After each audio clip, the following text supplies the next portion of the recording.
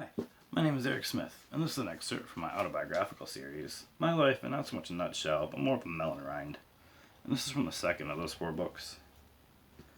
By the end of 2010, my depression had reached a breaking point. I was always fighting with my brother. Nikki was pregnant and very hormonal.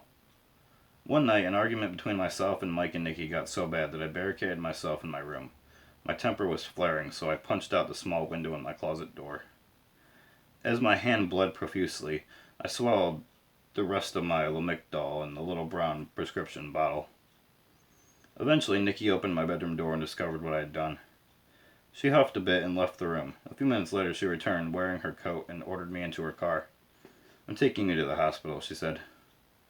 I agreed to go after a limited protest.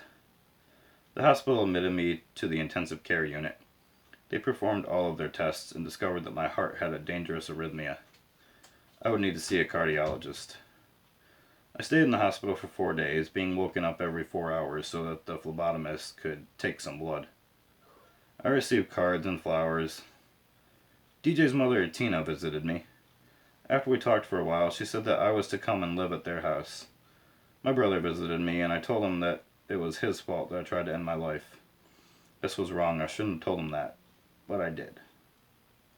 He looked really downtrodden by that time, and then he and Nikki left.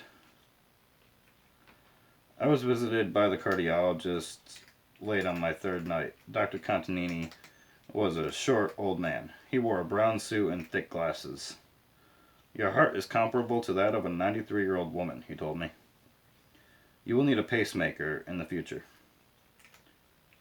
DJ's dad, Joe, picked me up from the hospital when I was finally released.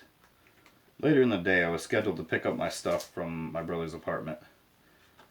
DJ's family lived only a few blocks away, so Kaylee said it would still visit me.